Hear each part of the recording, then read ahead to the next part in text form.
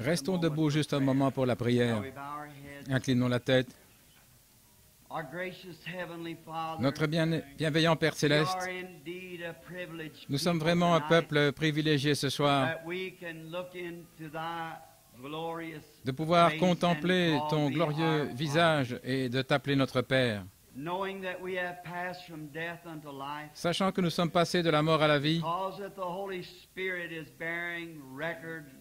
car le Saint-Esprit nous rend témoignage que nous sommes des fils et filles de Dieu. Et il est notre témoin que nous sommes passés au-delà de cette ligne, car les choses du monde que nous aimions et que nous chérissions sont mortes maintenant. Et nous avons été ressuscités avec Christ, et nous sommes assis ensemble dans les lieux célestes en lui, nous réjouissant de sa présence. Combien nous te remercions pour cela. Et ce soir, en cette occasion, nous prions qu'il nous visite puissamment ce soir. Bénis cette petite église que nous aimons et cette grande fraternité, l'amour que nous avons pour son pasteur et pour tous les membres et pour tous ceux qui fraternisent avec nous ici dans cette réunion. Et nous prions, Père Céleste, que cette soirée soit un soir spécial et que nous nous souvenions longtemps de sa présence ce soir. S'il y en a ici ce soir qui ne connaissent pas le Seigneur Jésus comme leur sauveur personnel, puissent-ils le rencontrer ce soir, Seigneur? Celui qui est allé dans le désert chercher la brebis égarée, qui n'est pas encore retourné au bercail, accorde-le, Seigneur. Et qu'il y ait de la miséricorde dans le camp ce soir, car c'est ce que nous implorons. Au nom du Seigneur Jésus, nous le demandons. Amen. Vous pouvez vous asseoir.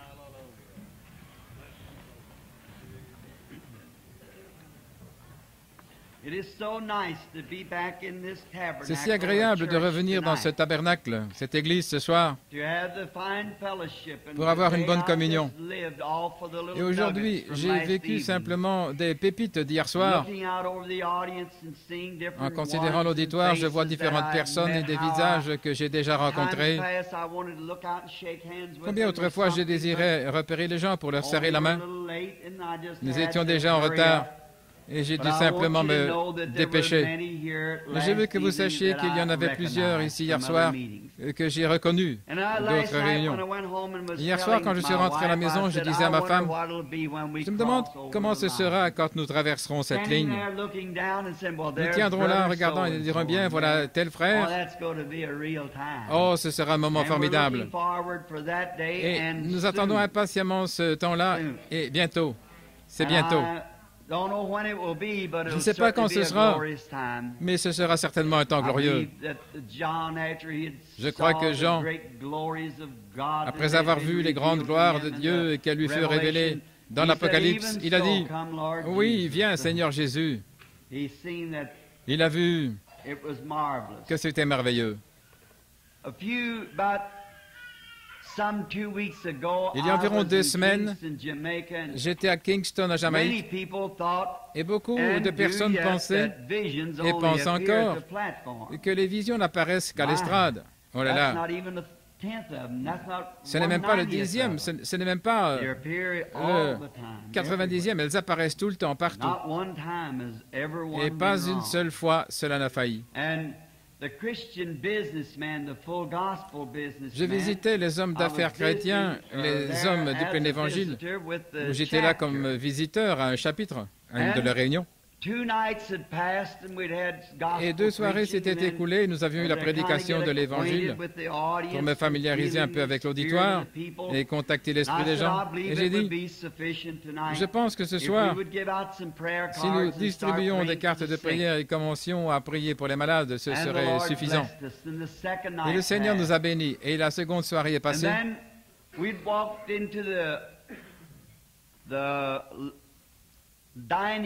Ensuite, nous sommes entrés dans la salle de restaurant de l'hôtel Flamingo, On appellerait ça la cour ici, là nous étions. Et tout là, tout est fait à l'européenne. Quand vous payez votre loyer, vous payez votre nourriture. Tout est compris dans le loyer. Et nous prenions le petit déjeuner. Et il y avait là beaucoup d'hommes du plein évangile et d'autres aussi. Et la question a surgi.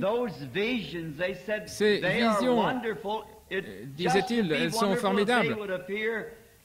Ce serait merveilleux si elles apparaissaient n'importe où. J'ai dit, oh, bien sûr. Et j'ai dit, cela ne guérit personne. Si vous l'avez déjà remarqué, je demande aux gens, est-ce que cela aiderait-il votre foi pour croire en Dieu? Les visions ne guérissent pas. Christ l'a déjà fait. C'est simplement pour aider votre foi. C'est simplement quelque chose que Dieu a ajouté, une bénédiction qu'il avait promis d'envoyer, une confirmation des derniers jours. Nous y arriverons plus tard. Nous étions assis à table et j'ai dit, tenez, le Saint-Esprit est ici maintenant même. Et le frère Chakarian, la plupart d'entre vous le connaissent, frère Demos, c'est l'un de mes amis intimes, et frère Arganbright et tant d'autres, frère Sonmore, les présidents et les vice-présidents et les autres qui font partie des hommes d'affaires du plein évangile. Et j'ai dit, ce garçon qui vient, il est malade, le serveur, et il s'est tenu près de la table, et le Saint-Esprit s'est mis à lui parler et lui a dit, vous souffrez du cœur, votre femme aussi, elle est chrétienne, vous croyez, mais vous avez peur. Et il s'est mis à dire qui il était et tout à son sujet. Et cet homme a failli laisser tomber le beurrier dans mon assiette. Et il a dit, c'est absolument vrai. Alors je lui ai dit, non pas moi, mais le Saint-Esprit a dit ce qui n'allait pas avec sa femme à la maison. Et la prière qu'ils avaient eue ensemble ce matin avant de partir, et son intention était de venir me voir ce jour-là. Oh là là, il s'est presque évanoui. Et il a dit, je ne comprends pas comment ça se passe. Et j'ai dit, moi non plus. Tout ce que je sais,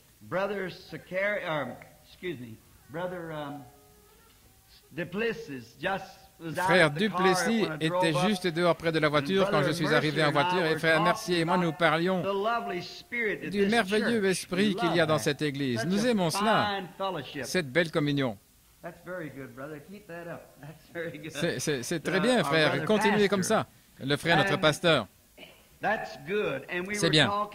Et nous parlions. Et il a dit, frère Branham, je pense que vous avez bien des durs.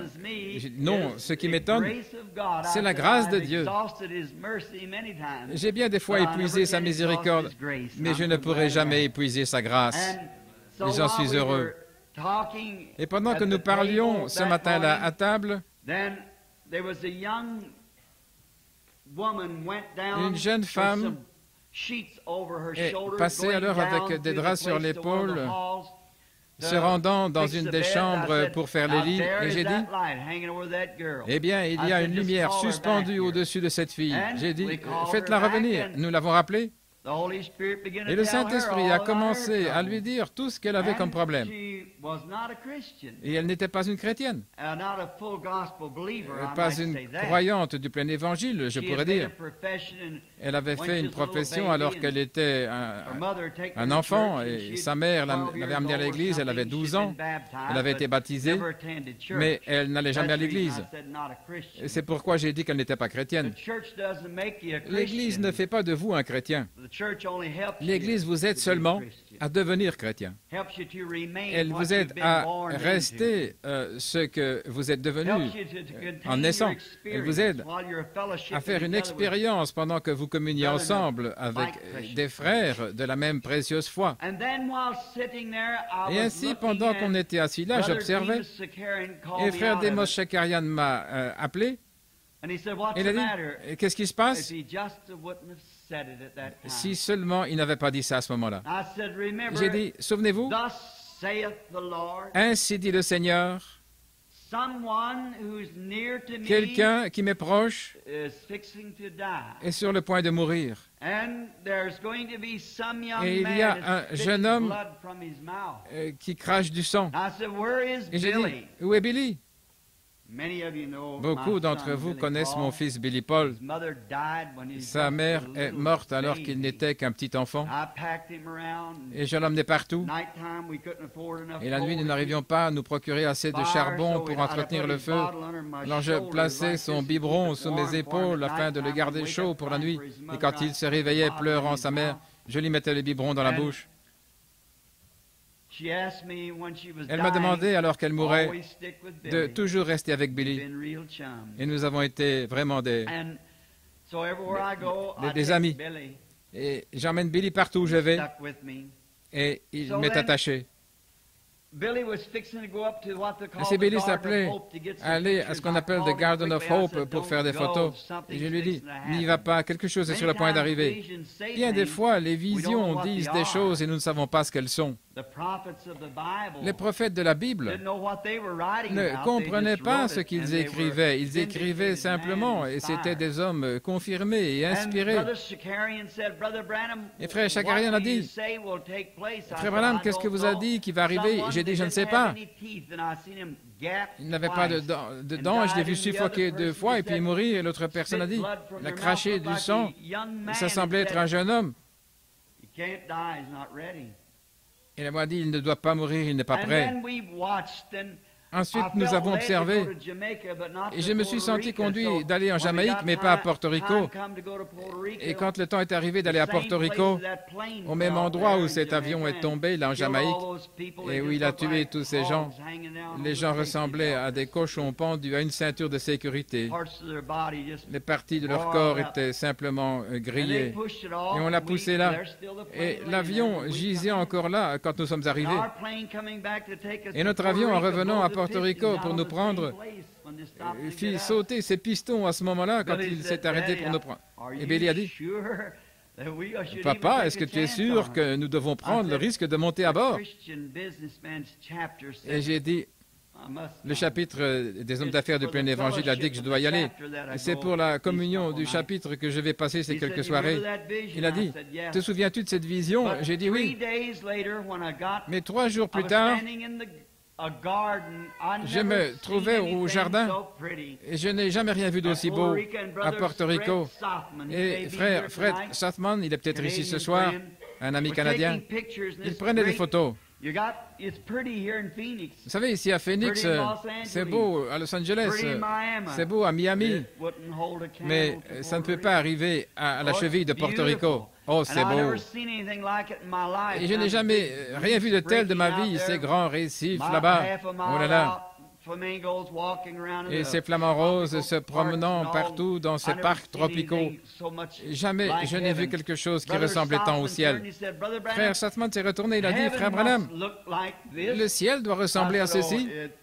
Et j'ai dit, oh, ça ne pourrait pas arriver à la cheville du ciel. Il a dit, cette grande mer, j'ai dit, mais c'est le ballottement de la terre qui produit ces vagues. J'ai dit, mais là, ce sera paisible.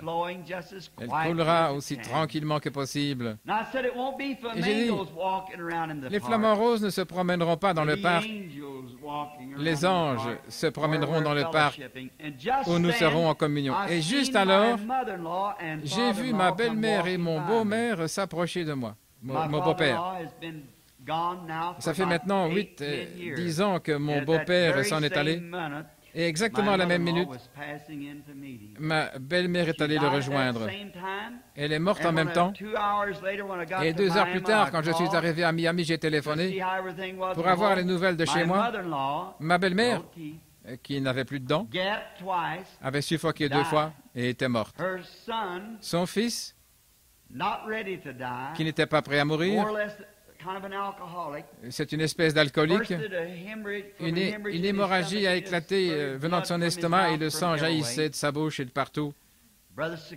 L'autre jour, frère Shakarian m'a téléphoné, il a dit, frère Branham, de tout ce que j'ai entendu, Jamais rien ne m'a frappé autant que cela. Voyez-vous, il fallait qu'il appelle à ce moment-là pour arrêter cette vision, pour qu'on ne sache pas de qui il s'agissait, pour que ce soit quelque chose qu'il aide à comprendre. Il a dit, je pense que le ministère commence maintenant à opérer. Qu'il en soit ainsi. Que quelque chose arrive ici même à Phoenix qui inspirera tout le monde. Puisse le Saint-Esprit venir parmi nous et faire quelque chose. Et qui nous amènera à resserrer l'armure et à nous apprêter pour sa venue. Que le Seigneur vous bénisse. Maintenant, pour ne pas vous garder longtemps, parce que vous êtes debout. Mais vous êtes un si bel auditoire, je sens comme si je pouvais parler toute la nuit. Mais je ne le ferai pas, je ne pense pas. Et je suppose qu'hier soir, vous avez pensé que j'essayais de le faire. Je vais juste vous donner un petit avertissement. L'autre matin, j'ai parlé sur un sujet à mon tabernacle. J'ai commencé à 9h30 et j'ai terminé vers 12h30. Je les avais prévenus avant. C'était entendre, reconnaître et agir. Il se pourrait qu'un dimanche après-midi ou quelque chose de ce genre, nous parlions sur le même sujet. Pendant près d'un an, le Saint-Esprit traite avec moi pour que je prêche cela et finalement, j'ai prêché cela à l'Église. J'oublie combien de bandes les garçons ont faites sur cela avant notre départ. Ouvrons à présent nos Bibles rapidement au chapitre 7 de Saint Matthieu et nous commençons à lire au verset 24. C'est pourquoi quiconque entend ces paroles que je dis et les met en pratique sera semblable à un homme prudent qui a bâti sa maison sur le roc. La pluie est tombée, les torrents sont venus, les vents ont soufflé et se sont jetés contre cette maison. Elle n'est point tombée parce qu'elle était fondée sur le roc. Mais quiconque entend ces paroles que je dis et ne les met pas en pratique sera semblable à un homme insensé qui a bâti sa maison sur le sable. La pluie est tombée, les torrents sont venus, les vents ont soufflé et ont battu cette maison et elle est tombée et sa ruine a été grande. Que le Seigneur ajoute sa bénédiction à la lecture de la parole. J'aimerais parler pendant quelques moments sur le sujet la tempête qui approche.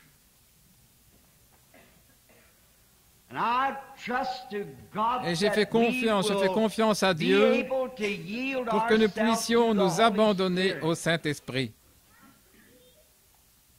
Car tout le monde sait que je ne suis pas un prédicateur. Il y a des prédicateurs derrière moi ici. Je n'ai jamais été formé pour être un ministre. Et selon ma façon lente de parler, mais le Seigneur m'a donné autre chose à faire. Mais j'aime prendre mon temps afin de pouvoir expliquer ce que je sais au sujet du Seigneur et sa bonté et essayer d'en parler aux autres. Et maintenant, nous parlons ce soir sur la tempête qui approche et si avec les mots je n'arrive pas à exprimer ce que je sens dans mon cœur, je prie que le Saint-Esprit le révèle.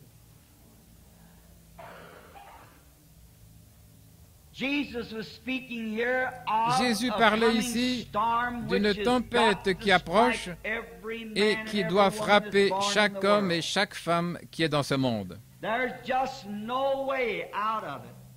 Il n'y a aucun moyen d'y échapper. Cette tempête vous frappera un jour ou l'autre.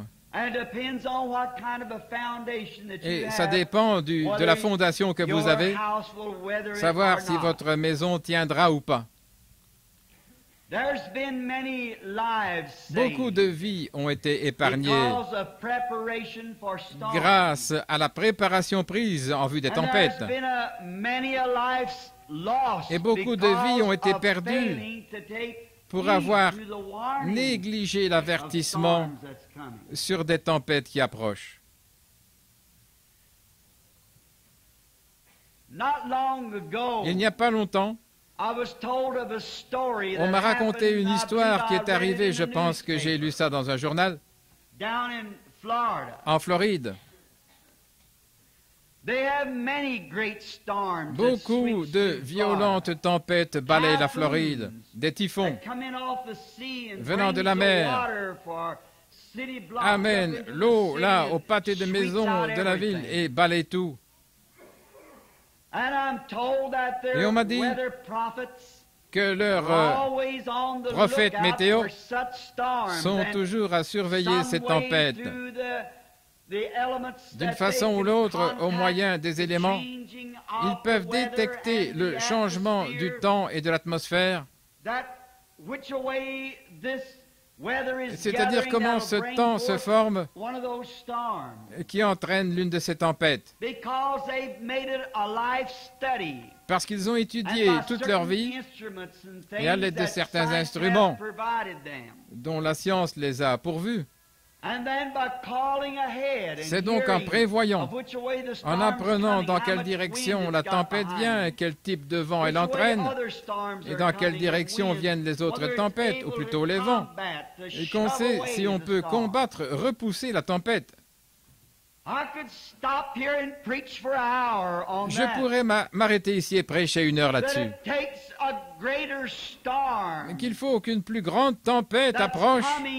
Il faut un vent plus puissant pour détourner cette tempête. C'est ce qu'il en est aujourd'hui. Et nous savons tous qu'il y a une tempête qui approche. Et le seul vent que je sache qui peut détourner cette tempête, ce sera ce vent impétueux qui est tombé à la Pentecôte. On m'a dit que même des hommes de cette ville parlent maintenant contre le communisme, et ils devraient le faire. Mais le fait de parler ne suffit pas. Nous devons trouver le moyen de détourner la chose. Et il n'y a qu'une seule chose qui puisse détourner cette tempête. C'est une tempête plus puissante qui peut la contrer et lui faire changer de direction. Et ces prophètes météo en Floride sont très précis quant à leurs prédictions.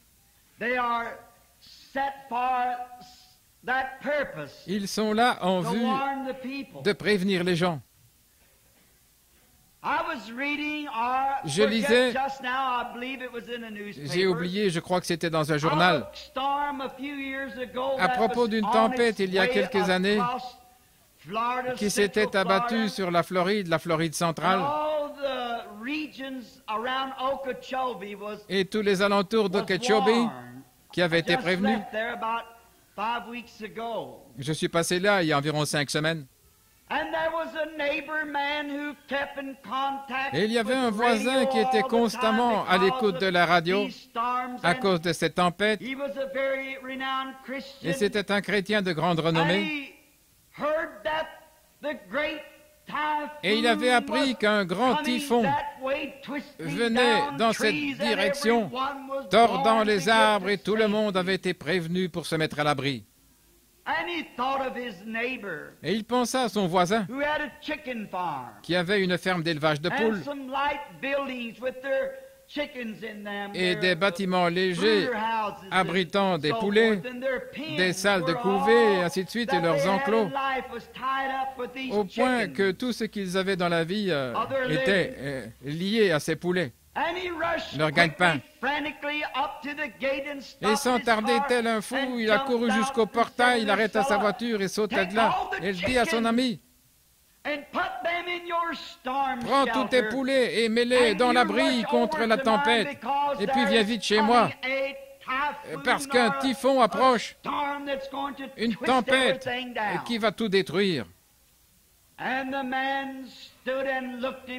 Et l'homme s'est mis debout, et l'ayant regardé, il se mit à rire de lui, en disant, quelle blague! J'ai entendu des gens prédire des choses semblables et ce n'est jamais arrivé. Et le voisin chrétien était si agité qu'il a dit, mais si ça arrivait, effectivement, nous entendons des remarques du genre, j'ai appris que ceci va arriver, que cela va arriver, mais cela va arriver un de ces jours.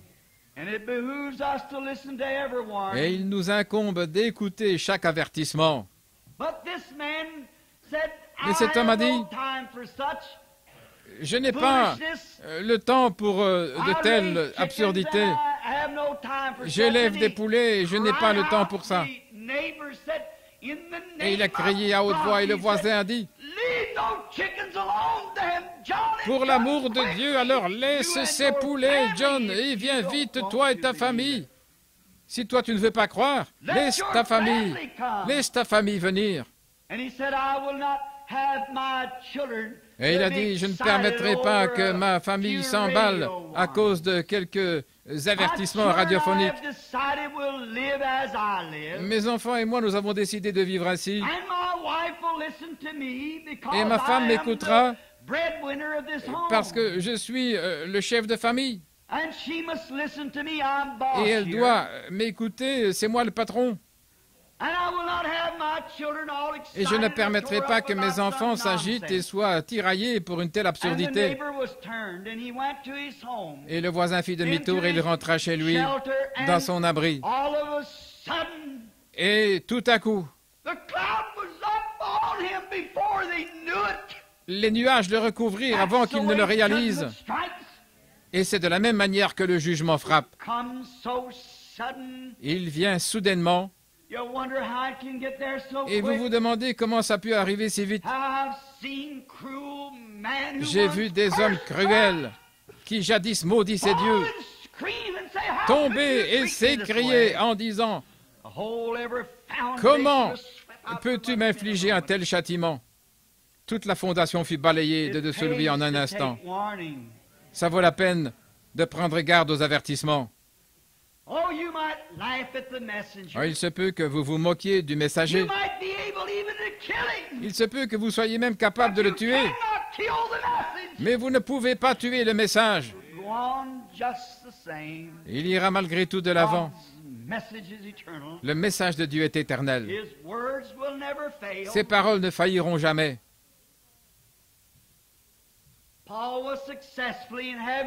Paul avait réussi à faire lapider Étienne. Mais toute sa vie, jusqu'à ce qu'il s'abandonne à Christ, il ne put se débarrasser du message. Je vois les cieux ouverts et Jésus se tenant à la droite de Dieu. Quelque chose s'était emparé de lui. Ce n'était pas le messager, c'était le message qu'il avait. Quand la tempête balaya la contrée, elle envahit le poulailler et le fermier, et on ne retrouva jamais son corps. Et sa femme, luttant de manière frénétique, il vivait près du grand lac Okeechobee, et les eaux se mirent à monter, comme le typhon faisait monter les eaux partout du fond du lac. C'est ce qui les rend si dangereux. Ce sont des hauts fonds. Les bateaux tanguent. Et c'est ce qui fait que les vagues montent et renversent les bateaux. Les tempêtes surgissent et font tourbillonner l'eau et l'emportent à des kilomètres. Et les eaux s'étendirent de sorte que la mère comprit qu'il n'y avait plus d'espoir, à moins d'amener les enfants sur le toit du bâtiment. Elle prit donc les enfants et les amena sur le toit du bâtiment, où ils s'agrippèrent à la cheminée de la maison. Et alors les animaux sauvages, les serpents venimeux, je pense à un serpent plus mortel que votre serpent à sonnette, Diamondback, et ils rampèrent pour se mettre à l'abri. Et ils arrivèrent comme elle sur la toiture. Pour avoir écouté son mari et n'avoir pas pris garde à l'avertissement. Elle frappa du pied à la ça et là, mais elle dut se tenir là et voir ces méchants serpents mordre ses enfants jusqu'à ce que ceux-ci meurent sur le toit. Et la mère elle-même fut tellement mordue que finalement, elle en mourut. Et c'est la seule version que nous avons de l'histoire. Quand la tempête se fut calmée, les équipes de secours à la recherche des corps et ainsi de suite la trouvèrent morte sur la toiture avec ses enfants gisant à ses côtés. Oh, ça vaut la peine de prendre garde aux avertissements. La première chose à faire, avant qu'il y ait un avertissement, il faut qu'il y ait une préparation faite en vue de la sécurité. Sinon, c'est inutile d'envoyer des avertissements. Et l'avertissement n'est qu'une voix de quelqu'un qui vous aide à vous préparer contre le danger. Premièrement, il faut que des préparations soient prises. Et lorsque les préparations sont faites, alors l'avertissement peut être lancé pour vous aider à vous décider. Vous êtes libre d'écouter ou pas. Si vous ne voulez pas écouter, eh bien ça dépend de vous. Si vous écoutez, vous êtes en sécurité. Dieu procède de la même méthode. Nous agissons selon la méthode de Dieu ainsi. Dieu, au jour primitif, dans le monde antédiluvien, quand les gens étaient devenus si méchants et si pécheurs, que Dieu ne pouvait plus continuer à regarder cela et rester juste. Dieu est juste. Et il a des lois. Et quand ces lois sont brisées, quand on brise une loi et qu'il n'y a pas de pénalité, ce n'est pas une loi. Vous ne pouvez pas briser les lois de Dieu sans devoir payer pour cela quelque part. Vous devez le faire. La Bible dit, sachez que votre péché vous atteindra. Et qu'est-ce que le péché? J'aimerais m'arrêter ici juste un instant. Beaucoup pensent que fumer la cigarette est un péché. Non. Beaucoup pensent que mentir est un péché. Non. Commettre adultère n'est pas un péché. Ce sont des attributs de l'incrédulité. La raison pour laquelle vous faites ces choses, c'est parce que vous êtes un incrédule. Il n'y a que deux choses. Ou vous êtes soit un croyant ou un incroyant. Si vous êtes un croyant, vous ne faites pas ces choses. Si vous les faites, je ne sais pas quel genre de profession vous avez, mais si vous les faites, l'amour de Dieu n'est pas en vous. La Bible le dit. Nous professons trop sans posséder la chose. Trop de paroles sans vivre la chose. Je pense même que nous prêchons beaucoup trop de sermons, mais que nous ne vivons pas ces sermons. Ce serait beaucoup mieux si nous vivions nos sermons. Chacun de nous serait un prédicateur. C'est mieux de vivre un sermon que de m'en prêcher un. La Bible dit que vous êtes des épîtres écrites de Dieu, lues de tous. Il est donc mieux de vivre un sermon. Le péché existe parce que vous ne croyez pas. Jésus n'a-t-il pas dit, quand il était dans la chair sur la terre, n'a-t-il pas dit à ceux qui ne mentaient pas, ceux qui ne volaient pas, ne commettaient pas adultère, des hommes justes, des prédicateurs, des sacrificateurs? Il a dit, vous êtes de votre père le diable, parce qu'il ne croyait pas le Fils de Dieu. Celui qui ne croit pas est déjà condamné. Il n'y a pas longtemps, j'ai fait un appel à l'autel. J'aime Jean 5, 24. Celui qui écoute mes paroles et qui croit celui qui m'a envoyé a la vie éternelle Il ne vient point en jugement, mais il est passé de la mort à la vie. Celui qui croit disait, c'est assez simple. Non, c'est vraiment profond. Parce que quand vous croyez, personne ne peut appeler Jésus le Christ si ce n'est par le Saint-Esprit. Quand vous avez le Saint-Esprit, vous avez alors cru à la vie éternelle et vous avez la vie éternelle. Celui qui entend mes paroles et croit en celui qui m'a envoyé a la vie éternelle. Et il ne viendra point en jugement, mais il est passé de la mort à la vie. La préparation, s'apprêter. Dieu avait vu la méchanceté du monde. Il avait vu cette génération méchante et adultère, et sa sainteté ne pouvait plus le supporter. Oh, à ce monde pécheur. Je me suis arrêté l'autre jour en chemin vers l'épicerie avec mon épouse, et nous parlions d'une certaine jeune femme de notre ville. Sous un grand froid, elle portait une petite veste bouffante. Elle était habillée de façon immorale avec ses petits shorts comme en été. Il y avait un peu de neige sur le sol. Et ma femme a dit, « Tu sais, cette femme-là ne peut pas être à l'aise. » Et j'ai dit non. Elle n'est simplement pas dans son bon sens. Et elle a dit, tu sais, elle fréquente l'école secondaire. Alors j'ai dit, elle a beau fréquenter l'école secondaire, mais ça n'arrange pas pour autant les choses. J'ai dit, elle ne doit pas être mentalement saine. Quand nous sommes allés en Allemagne, il n'y a pas longtemps, j'étais en Allemagne dans une grande réunion où le Seigneur nous a donné environ 10 000 âmes en une soirée. Et j'étais vraiment étonné un soir, en revenant de la réunion, à un endroit où j'avais été invité pour un petit déjeuner. Et c'était à la fin d'une série de réunions et tous les chrétiens étaient assis là, prenant de la bière.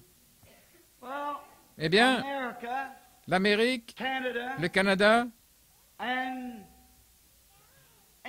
et l'Angleterre sont les seules nations, à ma connaissance, qui n'acceptent pas que les chrétiens boivent.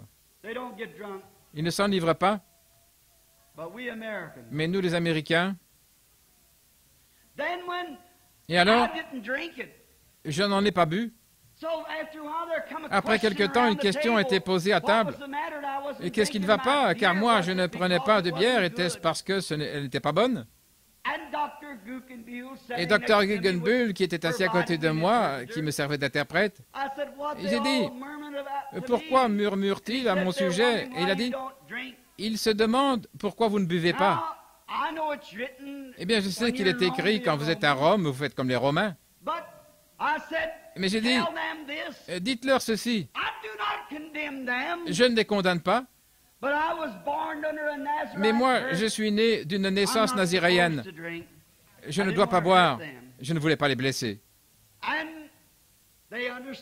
Et ils ont compris et ils ont continué à boire. Ensuite, en Italie, nous avons rencontré à peu près la même chose. Et à plusieurs autres endroits du monde, si vous allez dans une nation, vous trouvez l'esprit de la nation. Je me souviens que le Saint-Esprit m'avait prévenu de ne pas aller au YMCA. En Finlande, je ne comprenais pas pourquoi. J'ai fini par découvrir qu'ils avaient là des femmes dans les bains des hommes. Je me suis abstenu d'y aller. Je ne voulais pas y aller avec le docteur Maninen et les autres pour nager. Et j'ai découvert que ces femmes frottaient le dos des hommes. Et alors j'ai dit, ce n'est pas correct. Eh bien, il a dit, frère madame, c'est exactement comme font vos infirmières aux États-Unis. Elles ont été formées pour cela. J'ai dit, peu importe combien elles sont formées, cela n'a jamais été conçu ainsi. Dieu les a faites différemment, c'est juste. Mais les gens n'y font pas attention. C'était des Finlandais, des gens formidables. Mais c'est l'esprit de la nation. Où que vous alliez, vous trouvez l'esprit de la nation. Et si vous arrivez en Amérique, alors vous l'avez vraiment là. C'est le pire de tous. Et ma femme m'a dit, eh bien, ces gens vont à l'église. Et je me suis souvent demandé pourquoi leur conscience ne se sentait pas condamnée. J'ai dit, ma chère épouse, laisse-moi te le dire, ils sont américains. Elle dit, tiens, et nous alors? J'ai dit, non, nous vivons simplement ici. Mais nous sommes nés d'en haut. Le Saint-Esprit de Dieu est venu sur nous. Nous sommes donc des pèlerins et des étrangers ici. Ceci n'est pas notre pays éternel, mais nous cherchons une cité à venir, celle dont l'architecte et le constructeur est Dieu. Par conséquent, quand vous naissez d'en haut, le Saint-Esprit descend de Dieu sur vous et cela change votre nature. Peu importe si votre sœur, votre mère, votre meilleur ami s'habille de telle manière, mais le chrétien, qui est né de l'Esprit de Dieu, est né d'en haut, et son esprit est d'un autre royaume. Oh, j'en suis si heureux. La simplicité du Saint-Esprit de Dieu. Suivez, regardez comment il se comporte. Il vous fait comporter. C'est ainsi qu'il en était au temps de Noé. Et Dieu en a eu tellement assez. Mais avant d'envoyer une tempête, détruire le monde entier, Dieu a pris des dispositions pour ceux qui voulaient rester en dehors. Et je peux voir Noé se tenir à la porte de l'arche, prêchant la justice. Oh, beaucoup ne voulaient pas l'écouter. C'était un peu comme aujourd'hui, les gens préfèrent le divertissement à l'évangile. Malheur à ces évangélistes d'Hollywood qui ont peur d'appeler péché ce qui est péché. Nous avons besoin de prédicateurs à l'ancienne mode qui ont le Saint-Esprit et qui n'ont pas peur de prêcher l'évangile à main nue, non pas revêtus d'espèces de gants caoutchouc, mais prêchant la venue du Seigneur Jésus, le jugement pour les méchants, le ciel pour les justes, et une venue imminente. Quand je ne sais pas, personne ne le sait. Mais je veux mettre en garde ma génération. Si cela arrive maintenant, je veux que les gens soient prévenus. Je peux voir Noé à la porte de l'arche. Oh, j'aimerais juste croire une chose, que ce n'était pas ça la voie, mais Noé se tenait là à la porte, la seule voie de sécurité. Je peux voir Moïse plus tard, se tenant à la porte avec le sang appliqué sur le linteau, prêchant le jugement, avec le sang appliqué sur les linteaux des portes. Et aujourd'hui, Jésus est la porte de la bergerie, prêchant l'Évangile, se tenant à cette porte, suppliant l'Assemblée à venir se mettre en sécurité. Sans doute qu'il y en avait beaucoup qui se moquaient de Noé, qui le ridiculisaient. La Bible dit que c'était des moqueurs. Je peux les entendre dire quelque chose comme ceci. Noé, si tu n'as pas un meilleur divertissement, nous allons rester chez nous. Le monde aujourd'hui, l'Amérique, ne veut pas l'Évangile. Ils veulent se divertir. Il faut qu'ils aient quelque chose pour les divertir. Beaucoup de musique fantaisiste, ou quelque chose de ce genre, ou une espèce de réception avec des saucisses de Francfort grillées, ce qui est bien en dehors de l'église. Mais l'Église est un endroit où le jugement doit être prêché dans la puissance de la résurrection du Seigneur Jésus, ainsi que l'avertissement. Le jugement commence par la maison de Dieu. Non pas des fêtes, mais le jugement. Lot fut averti. Et quand les anges, quoiqu'ils ne suent pas que c'était des anges, quand ils sont venus là, leur message concernait Sodome. Sortez de cet endroit pécheur. Dieu a pourvu à une échappatoire pour vous. Sortez de cet endroit pécheur. Et Jésus dit ce qui arriva du temps de Sodome. Regardez le genre de vie qu'ils vivaient. Et Jésus compara ce jour-là à celui-ci, un jour de péché. Remarquez que lorsque Lot alla parler à son peuple, on se rit de lui, on le ridiculisa. Et les péchés de la ville tourmentaient son âme juste. Le message des anges ne les secoua pas. Cela n'eut aucun effet sur eux. Pourtant, il leur était demandé de sortir parce que la ville était sous le jugement. Et Dieu allait envoyer une tempête de feu sur la ville. Mais ils refusèrent de bouger, ils refusèrent de sortir. Ils étaient satisfaits, là, dans leur péché. Les gens aujourd'hui semblent être très à l'aise dans le péché, parce qu'ils possèdent une nouvelle voiture, parce qu'ils peuvent prendre 3 repas par jour, et dormir dans un lit propre, c'est merveilleux. Cela peut être une bonne chose, mais lorsque la prospérité vient comme cela, on oublie Dieu. Je pense que nous les prédicateurs, nous les chrétiens, nous nous sommes trop préoccupés avec le programme de construire des églises, d'avoir une meilleure église ou quelque chose comme ça, ou une plus grande église, de meilleurs bancs, vous savez. Mais nous avons oublié la chose essentielle, le jugement, la justice, la puissance du Saint-Esprit, la résurrection, le jugement éternel. Les anges ne manquèrent point de prêcher le message. Quoiqu'on essaya de les arrêter, leur message continua quand même. Avez-vous remarqué? C'est comme un homme qui dirait « Je vais refuser de croire que le soleil brille. Je ne veux rien avoir avec le soleil. » Il ferme les yeux, il descend au sous-sol de sa maison et il dit « Je veux absolument ne pas admettre que le soleil brille. » Vous dites « Eh bien, frère Branham, il y a quelque chose qui ne va pas mentalement avec cet homme. » Eh bien, l'homme qui rejette Jésus-Christ le fait sur les mêmes bases. Le Saint-Esprit est plus réel que le soleil.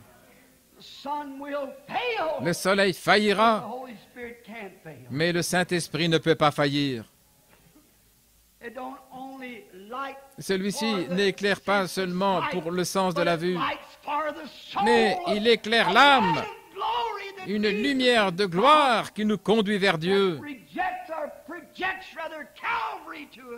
et qui projette le calvaire pour nous et les souffrances du Seigneur Jésus, le jugement qui vient et l'échappatoire pour ceux qui veulent venir. Je préférerais être totalement aveugle physiquement que avoir ma vue spirituelle, plutôt que d'être totalement aveugle spirituellement et d'avoir ma vue physique. Je préférerais avoir la vue spirituelle.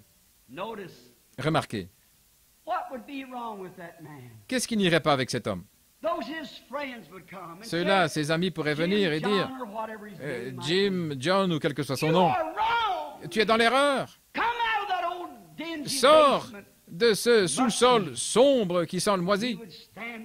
Il pourrait se lever et dire écoutez, je suis satisfait de l'endroit où je me trouve. Il n'aime pas le bon soleil, il n'aime pas ses rayons qui guérissent, il n'aime pas sa beauté, sa chaleur pour sa vie. Il y a quelque chose qui ne va pas avec cet homme. Il en va de même de l'homme ou de la femme qui veut rester dans le monde des ténèbres, qui s'enferme dans le péché de l'incrédulité. en disant les jours des miracles sont passés, la guérison divine n'existe pas, il n'y a pas de Saint-Esprit. C'est parce que vous refusez de sortir de la moisissure et des fausses du diable et de l'enfer et du péché et de l'orgueil pour marcher dans la lumière de l'Évangile, laquelle vous apportera de la chaleur. Oh, que c'est réconfortant de voir les jugements approcher et d'éprouver ce sentiment de réconfort du Saint-Esprit. Je les entends parler de bombes atomiques et je pense à la chose qui est arrivée. Une paix qui dépasse tout entendement. Eh bien, la bombe ne pourrait pas plus sortir du canon que nous soyons dans la présence de Jésus, ayant la vie éternelle. Nous, les gens âgés, serons rajeunis, jeunes à nouveau. Les bébés auront un certain âge, là où il n'y aura plus ni mort ni chagrin. Oh, que c'est merveilleux. Voulez-vous dire qu'un homme refuserait de sortir et d'entrer dans cela? Il y a quelque chose qui ne va pas. S'il ne reçoit pas la lumière du soleil, il devient finalement pâle. Il devient vraiment pâle. Et la maladie s'installe. C'est le problème avec le monde aujourd'hui. C'est le problème avec la plupart de nos églises. Nous devenons anémiques. Nous avons besoin d'une transfusion de sang. Pâle. Parce que nous faillissons.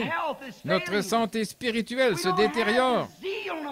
Nous n'avons plus le zèle pour aller à la recherche des âmes, pour avertir les gens, pour gagner nos voisins, gagner nos amis, le laitier, le petit vendeur de journaux, quoi qu'il en soit. Gagner quelqu'un au Seigneur Jésus.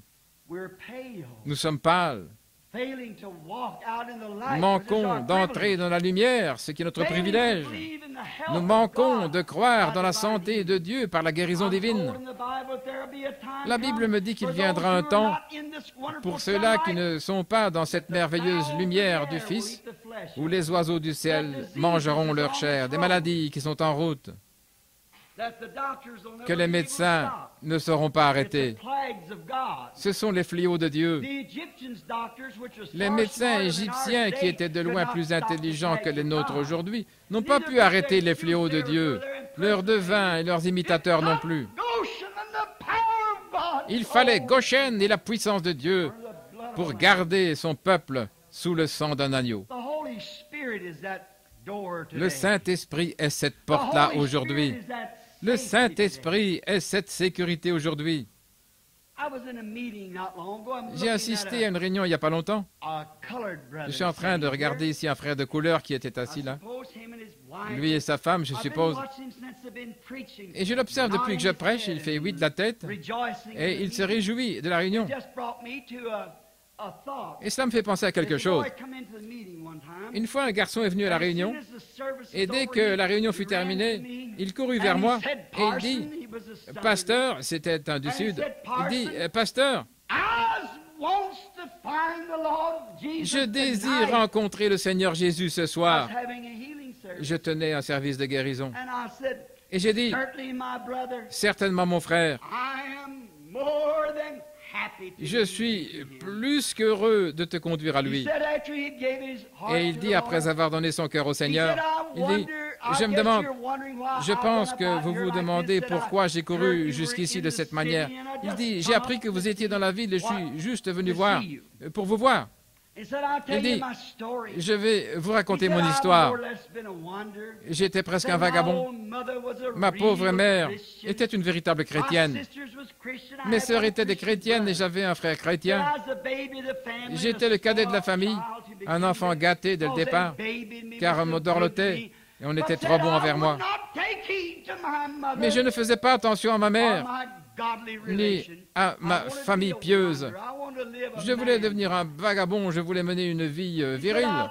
Dit, je pensais qu'être chrétien, c'était plutôt une affaire de femmes ou des gens faibles. Et je suis devenu un cuisinier. Et j'étais très bon dans mon métier. Et il dit, sans savoir pourquoi, je désirais aller vers le nord. Et un jour, Je suis entré là dans un camp là, de pâte à papier. J'étais fauché, j'avais plus d'argent. Et j'ai dit au contremaître, est-ce que vous auriez besoin d'un cuisinier? Il me parla de recommandations qu'il avait en poche venant de différents endroits. Il a dit, eh bien, nous en avons un pour le moment, nous avons un cuistot, mais toutefois, nous pouvons vous donner un peu d'argent, là, sur le côté, jusqu'à ce que vous vous rétablissiez. Pour le moment, nous avons là une femme de couleur, assez âgée, c'est une bonne cuisinière, mais vous pouvez parler avec elle, et peut-être qu'elle pourrait vous utiliser, et si elle le peut, nous pouvons vous donner un peu d'argent de poche jusqu'à ce que vous soyez rétabli. Il a dit que c'était son souhait, il a rencontré la vieille dame et qu'il l'aida pendant 2 ou 3 jours.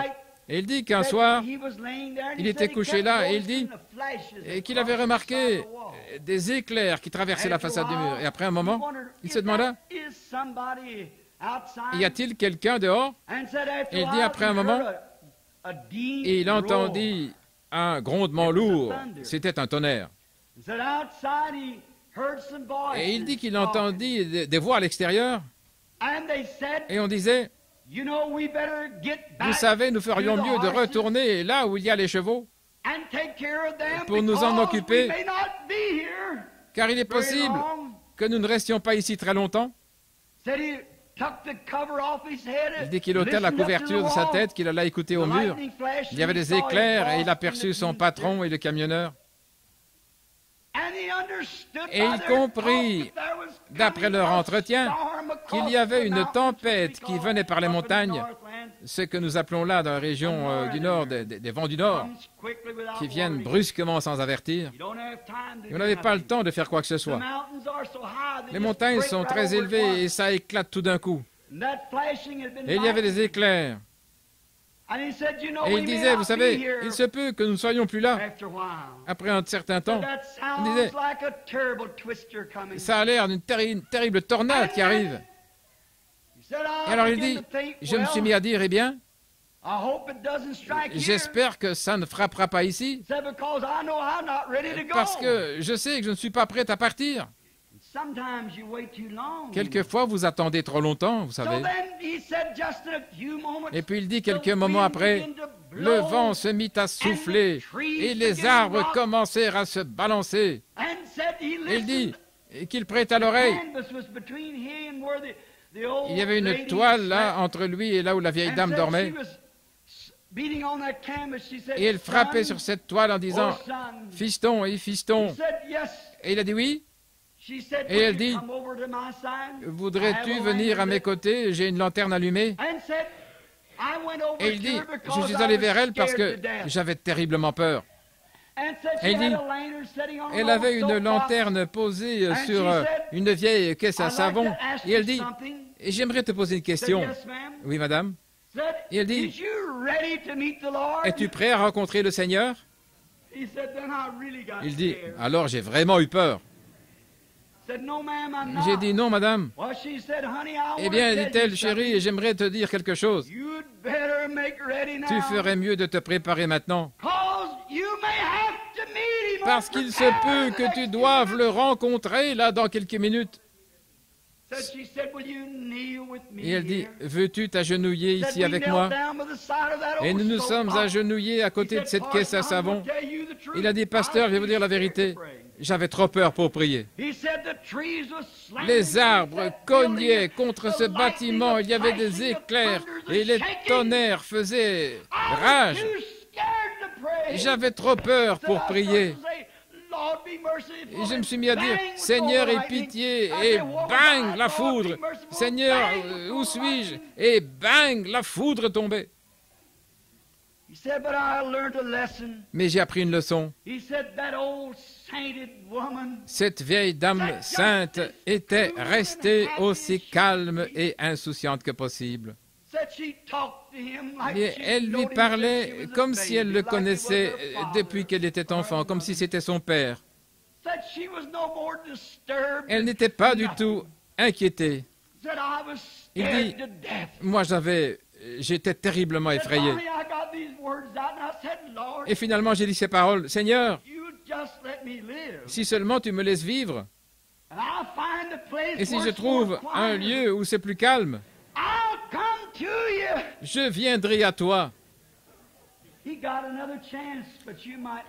Et il a eu une autre occasion, mais vous peut-être pas.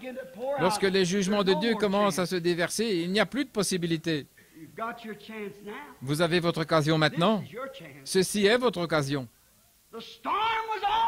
La tempête était sur lui. Et il a dit, pasteur, est-il possible qu'un homme comme moi se cache dans cette sécurité,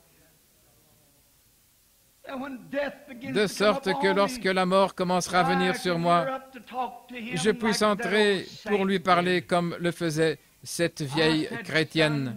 Et j'ai dit, mon fils, le sang de Jésus-Christ qui avait fait d'elle ce qu'elle était peut faire de toi cela maintenant même. Je me tenais à côté de ma voiture, c'était un garçon bien habillé, cultivé et instruit, et il est tombé sur ses genoux dans cette cour boueuse. Et là, il a trouvé ce lieu de repos, ce refuge au temps de la tempête, ce roc dans une terre altérée. Vous n'avez pas à vous lasser tant que vous êtes dans ce rocher. Le rocher est le seul lieu où il n'y a pas de lassitude.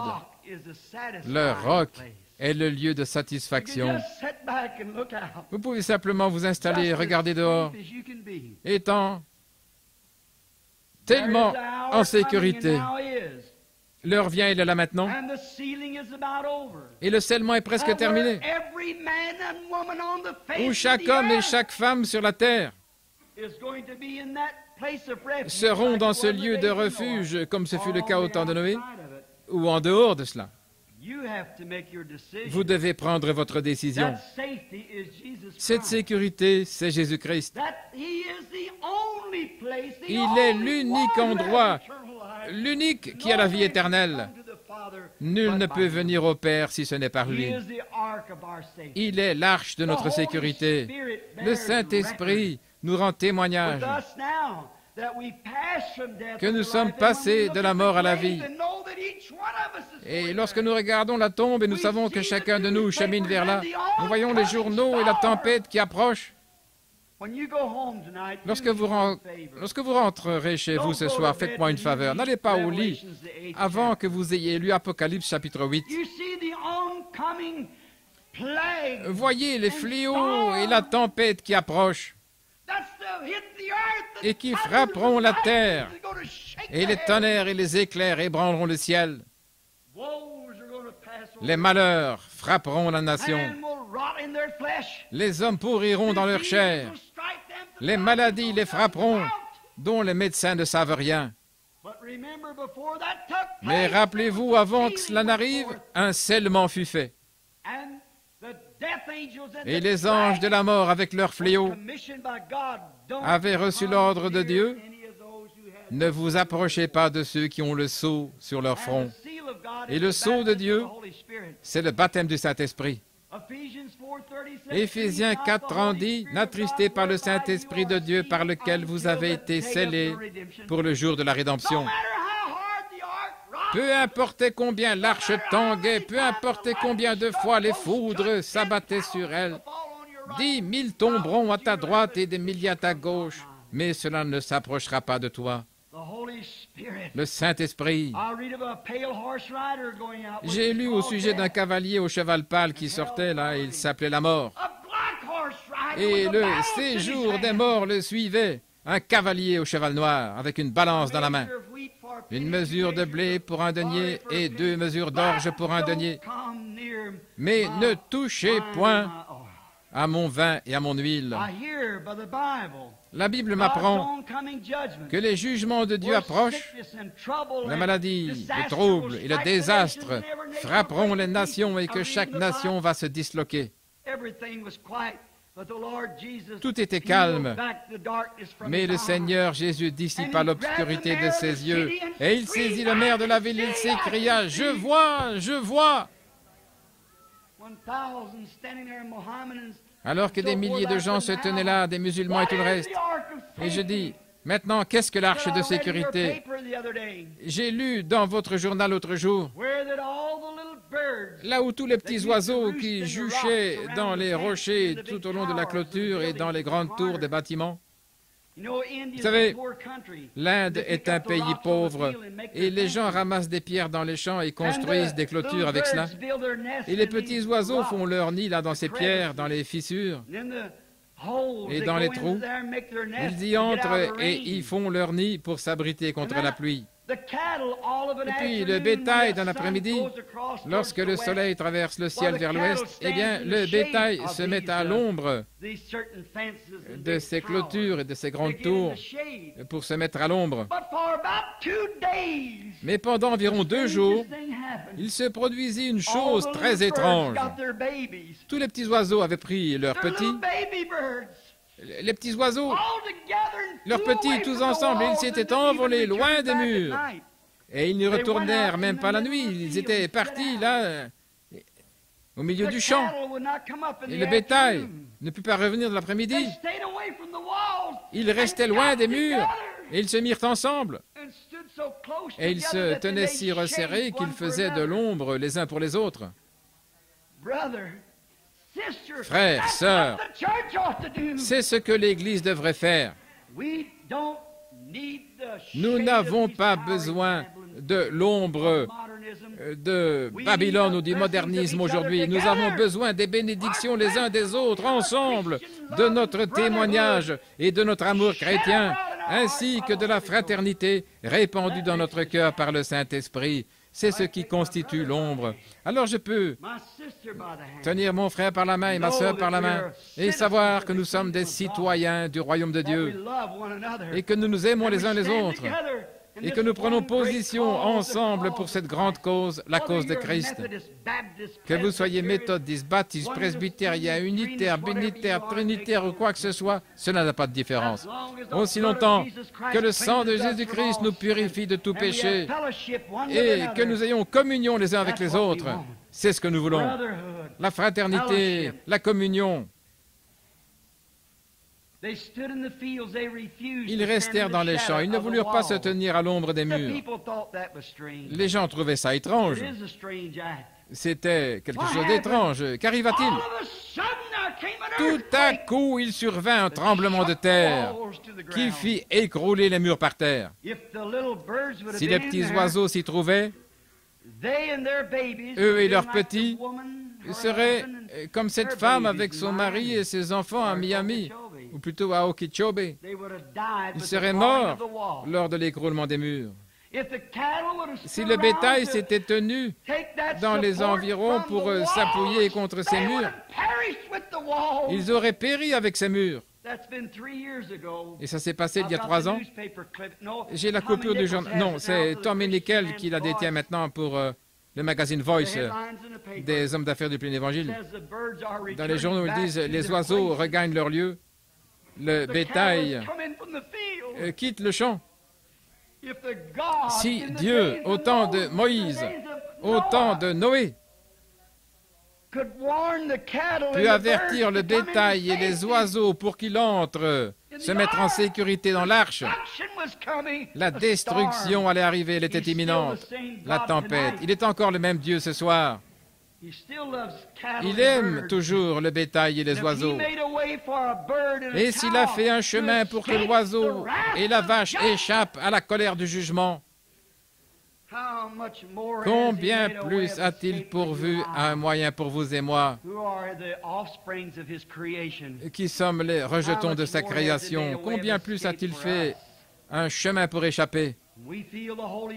Nous sentons le Saint-Esprit tirailler sur notre cœur. L'heure vient. Nous voyons les ombres de l'âge atomique. Nous voyons les ombres de l'âge de l'hydrogène. Nous voyons les nations se disloquer. Israël qui se réveille. Les nations se disloquent. Israël se réveille. Les signes que les prophètes ont prédits.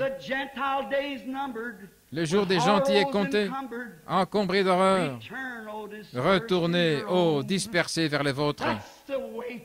Il en est ainsi aujourd'hui. Tous, vous connaissez le vieux cantique de Haywood. Le jour de la rédemption est proche. Les cœurs des hommes défaillent de peur. Soyez remplis de l'esprit, que vos lampes soient préparées et claires. Levez les yeux, votre rédemption approche. Les tempêtes viennent. Il y a un lieu de refuge béni, c'est en Christ.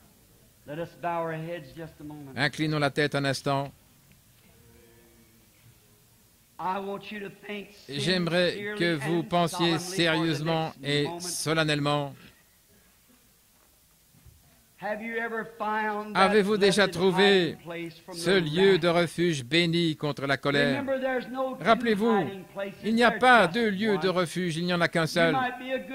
Il se peut que vous soyez un bon membre d'Église, je n'ai rien à dire contre cela.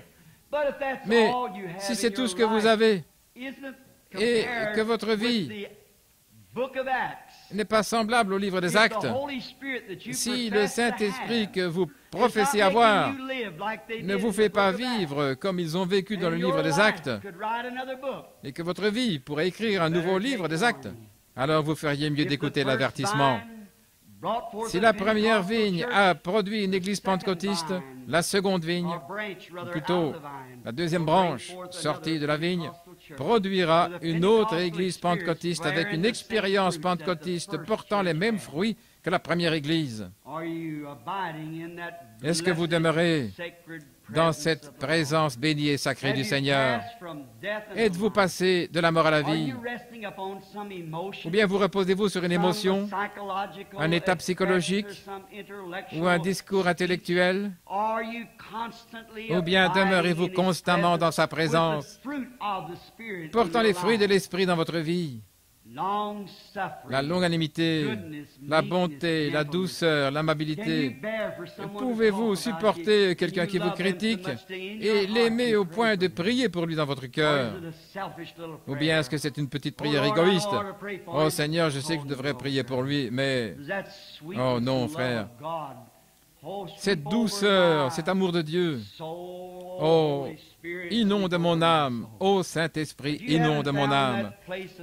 Si vous n'avez pas trouvé ce lieu de sécurité, mon frère, un jour j'effectuerai ma dernière visite à Phoenix. Il se pourrait que ce soit celle-ci, je ne sais pas. La dernière fois où l'Évangile sera prêché du haut de cette chair, je ne sais pas.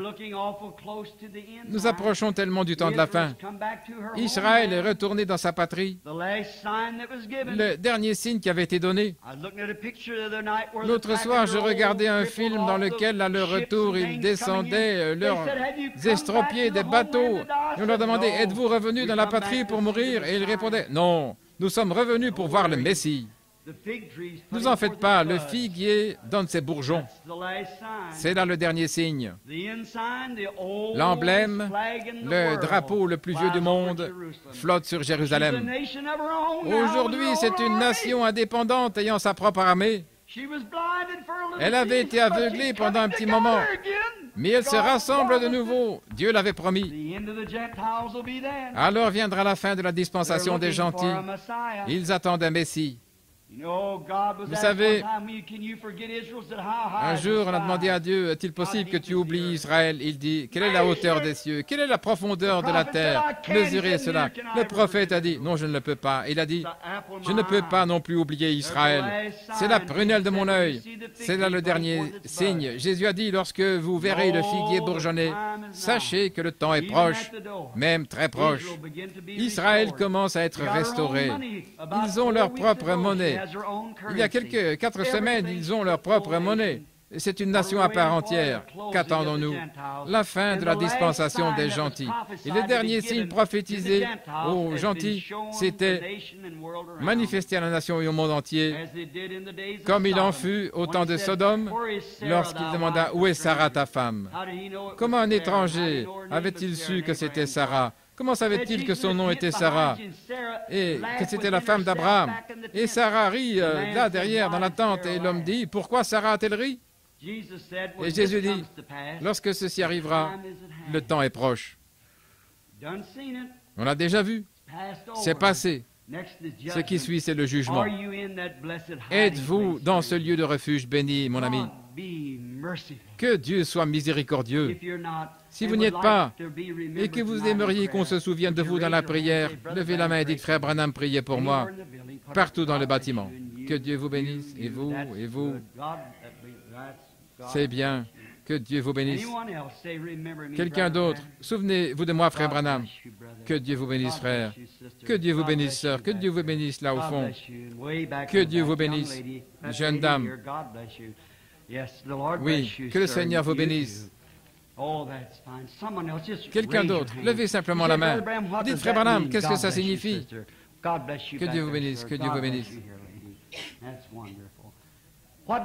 Qu'est-ce que ça signifie, frère Branham, lorsque je lève la main? Savez-vous que selon la science, vous ne pouvez pas lever la main? S'il n'y avait pas de vie en vous, vous ne pourriez pas le faire. La science ne sait pas ce qu'est la vie. Ils savent que c'est la vie, mais ils ne savent pas ce que c'est. Ils ne peuvent pas la fabriquer. Qu'est-ce que c'est? La science dit que la pesanteur retient vos mains vers le bas, de même qu'elle retient vos pieds au sol. Mais vous avez un esprit en vous. Et cet esprit, quelque chose est près de vous. Jésus a dit, « Nul ne peut venir à moi, moins que le Père ne l'attire premièrement. Et tous ceux que le Père m'a donnés viendront à moi. » N'êtes-vous pas heureux ce soir de savoir que Dieu peut traiter avec votre cœur? Qu'il y a là une petite voix qui dit, « Viens te mettre en sécurité. » Il a dit, « Je ne mettrai pas dehors celui qui vient à moi. » Qu'est-ce qui a dû se passer? Vous avez dû avoir quelque chose à côté de vous qui vous a dit, « Tu es dans l'erreur. » Il se peut que vous soyez un membre d'Église, mais vous êtes dans l'erreur. Vous n'avez pas encore reçu le Saint-Esprit. Vous n'êtes pas dans l'arche. Comment entrons-nous dans l'arche? On n'y entre pas. Comment y entrer? Par un seul esprit. Nous sommes tous baptisés dans un seul corps. Tous les croyants sont baptisés pour former un seul corps. Comment? Par le Saint-Esprit. Et voici les signes qui suivront ceux qui auront cru. Nous y voilà dans le corps, en sécurité. Si vous n'y êtes pas, ne laissez pas Satan vous mépriser ce soir au point de vous empêcher de lever la main. Eh bien, qu'est-ce que cela fait? Cela a brisé toute loi scientifique lorsque vous avez la main. Cela montre que vous avez pris une décision, quelque chose de plus grand que la science. Quelque chose qui a défié les lois de la science. Vous avez dit, il y a un esprit en moi qui dit, je suis dans l'erreur. Il y a quelqu'un assis près de moi qui dit, accepte-moi, et j'ai levé la main vers là d'où la voix est venue, vers le ciel. Sois miséricordieux envers moi, ô Dieu. J'ai besoin de toi. Je veux le Saint-Esprit. Je veux être en sécurité. Je veux que mes péchés soient sous le sang. Je veux être scellé dans le corps de Christ, afin que je me sente à l'aise, que je puisse bénéficier des rayons de la guérison, que je puisse bénéficier des rayons de la guérison divine dans mon âme, une guérison physique dans mon corps, jouir de la marche avec l'agneau chaque jour, en sécurité. Peu importe ce que dit le journal, les journaux, moi j'ai appris par un grand journal appelé la Bible que je suis en sécurité. Peu importe ce qui arrive, je suis toujours en sécurité. Si la mort me prend, ceux qui sont en Christ, Dieu les ramènera avec lui à sa venue. Je suis toujours en sécurité. La mort ne peut pas m'inquiéter. Que Dieu vous bénisse, monsieur. Que Dieu vous bénisse. Quelqu'un d'autre avant de prier. Je veux ce lieu de sécurité éternelle, frère Branham. Y a-t-il encore quelqu'un? Que Dieu vous bénisse. C'est bien. Et là, à l'arrière. Merveilleux. Maintenant, le même Dieu qui vous a convaincu que vous êtes dans l'erreur est ici pour arranger cela avec vous. Inclinons la tête maintenant et restons dans la prière. Parlez-lui simplement maintenant à votre propre manière. Si vous pouvez faire plus que ce que fit ce publicain-là qui se frappait la poitrine, disant « Oh Dieu, sois miséricordieux envers moi, un pécheur », c'est tout ce qu'il avait à dire. Dieu connaissait le reste. Et il rentra chez lui justifié. Puissiez-vous aller de la même manière ce soir, étant à l'abri de la tempête. Notre Père céleste, ces quelques paroles désordonnées et décousues, juste comme j'étais conduit à les dire, Seigneur, et je prie que d'une manière ou l'autre, comme le petit garçon qui répétait l'alphabet et qui disait que c'est tout ce qu'il pouvait faire, et que toi tu connaissais les mots et que tu pouvais mettre les lettres en ordre, tu as vu la simplicité de son cœur. Oh Dieu, baisse ton regard sur mon pauvre cœur ce soir, et vois la simplicité de mon cœur. Et le message a été apporté, Seigneur, dans l'amour et dans la douceur, afin que les gens trouvent le repos que tu m'as donné à moi et à des milliers d'autres, afin qu'ils connaissent Jésus, l'unique sauveur de leurs âmes, afin que lui les conduise vers Dieu notre Père et qu'il soit mis en sécurité dans son sein, là par son côté fendu, et qu'il l'accepte et soit épargné du jugement. Et beaucoup ce soir, Seigneur, oui, beaucoup ont levé la main. Que puis-je faire d'autre, Seigneur, sinon leur dire de croire? Et s'ils croient et qu'ils ont été sincères, il est impossible qu'ils manquent de recevoir la vie éternelle en cette heure. Car tu as dit, celui qui entend mes paroles, c'était les tiennes, Seigneur. Peut-être pas correctement assemblés, mais c'était toi. Et peut-être l'as-tu fait pour ceux qui ont levé la main, Seigneur, car tu as dit, nul ne peut venir à moi, à moins que je ne l'attire. Et celui qui vient à moi, je ne le mettrai pas dehors, mais je lui donnerai la vie éternelle, et je le ressusciterai au dernier jour. Nous savons, Éternel, que c'est toi. Ils ont levé la main, ils te veulent. Et maintenant, Père, remplis leur cœur de bonté et de miséricorde et du Saint-Esprit. Puisse ceci être une soirée qu'ils n'oublieront jamais, car c'est le soir où ils auront reçu Jésus-Christ comme leur Sauveur et où ils ont été remplis du Saint-Esprit. Pendant que nous avons la tête inclinée, si vous croyez que Dieu entend ma prière et que vous aimeriez que je vous pose les mains et que je prie pour vous, alors que tout le monde a la tête inclinée et que la musique joue doucement, j'aimerais le faire pour tous ceux qui veulent venir ici et qui veulent accepter ce grand message du salut et le Saint-Esprit, et qui diront, Frère Branham, je veux m'avancer maintenant même pour confesser que j'étais dans l'erreur, mais je veux que le Saint-Esprit me pardonne et qu'il soit doux envers moi maintenant et qu'il me procure la paix quand le moment des secousses viendra. Vous savez, tout ce qui peut être ébranlé le sera maintenant, mais nous recevons un royaume inébranlable. C'est Christ. Voudriez-vous venir à l'autel maintenant avec moi pour me permettre de tenir votre main et prier pour vous? Si vous voulez, alors venez maintenant, alors que nous chantons maintenant.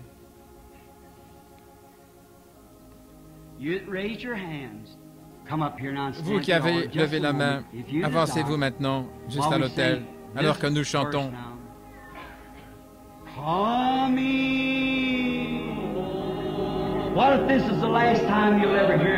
Et si c'était la dernière fois que vous entendez cela, pensez-y, si c'était la dernière fois, l'instant où la sirène sonne dans la rue, et si c'était vous que on vient chercher le corps, et 2 heures du matin, vous appelez le médecin, si c'était une crise cardiaque, jeune ou vieux, venez maintenant dans la zone de sécurité, parce que vous allez devoir vous tenir au dernier jour.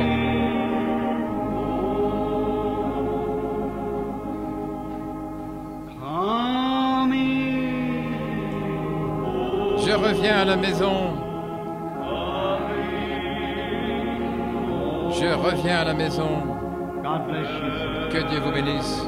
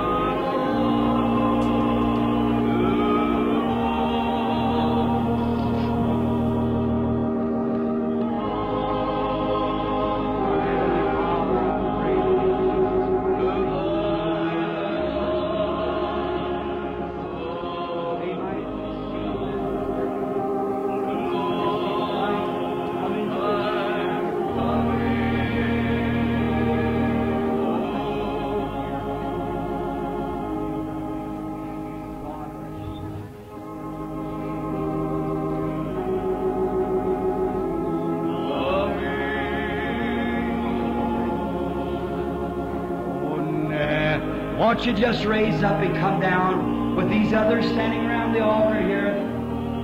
Come. Ne voulez-vous pas vous approcher maintenant? It's coming to judgment now. Won't you come? Come now, your sins confessed now. On s'approche du You won't jugement have to go maintenant. to the judgment. God bless us.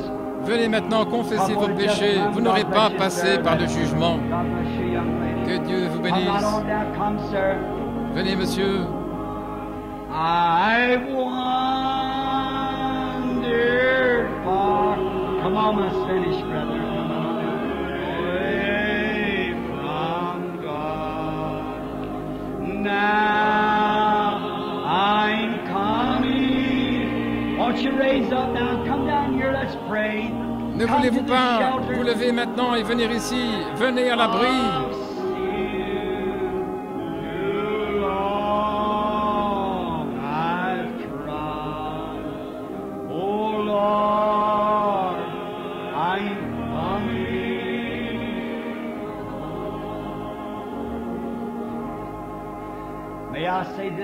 Puis-je dire ceci pendant que l'orgue continue à jouer? Le message de ce soir est un message d'amour,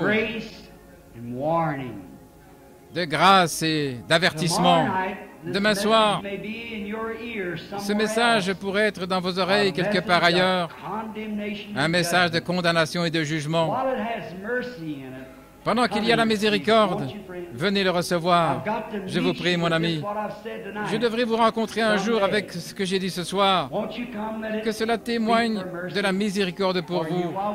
Pendant que nous chantons encore une fois, maintenant, je reviens à la maison.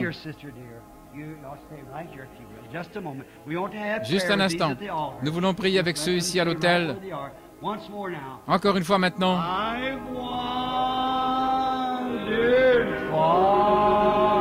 Rise up, come, won't you? I invite you. Now I'm coming.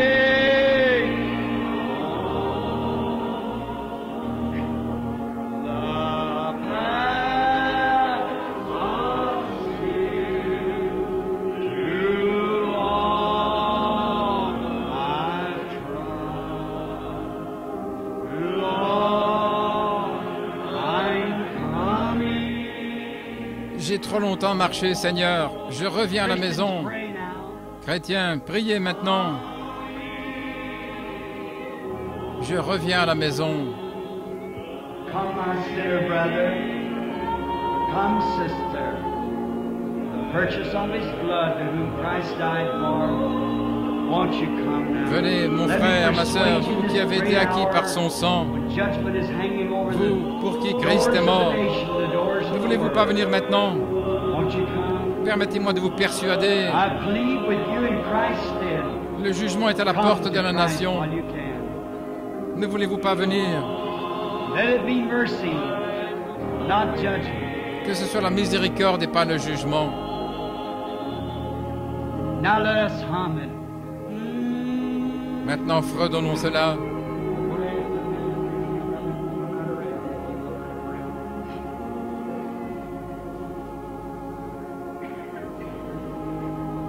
Workers right there.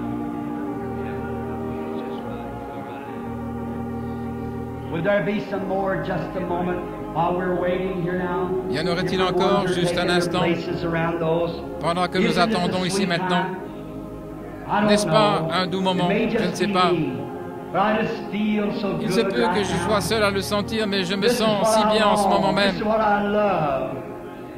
When I was just a boy preacher, C'est ce que je désire ardemment, c'est ce que a j'aime. minister's sister said to me one time, Lorsque je n'étais qu'un jeune prédicateur, la sœur d'un ministre m'a dit une fois qu'elle voulait que je l'accompagne à une soirée dansante. Je lui ai répondu que je n'allais pas aux soirées dansantes. Elle m'a dit de l'amener à un show.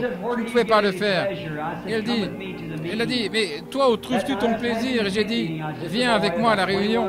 Et ce soir-là, je tenais une réunion sous tente. Je n'étais qu'un garçon d'environ 21 ans. Et ce soir-là, plusieurs sont venus à l'hôtel. Je la vis assise là en pleurant. Je lui fis un signe. Et j'ai dit, vous m'avez posé une question hier soir, je peux y répondre ce soir. Elle a dit, Qu'était-ce, Billy? J'ai dit, voici la plus grande joie de ma vie. Voir des pécheurs venir, quelque chose de satisfaisant dans mon cœur, qui ne parle que de paix. Je reviens à la maison. Je reviens à la maison. Oh, j'aime ça, cette douceur. Vous sentez juste le Saint-Esprit qui est présent, qui est satisfait. Vous avez bien fait. C'est la préparation pour le service de guérison. D'abord, une guérison spirituelle. Le corps de Christ est malade. Il a besoin de guérison. Le corps spirituel.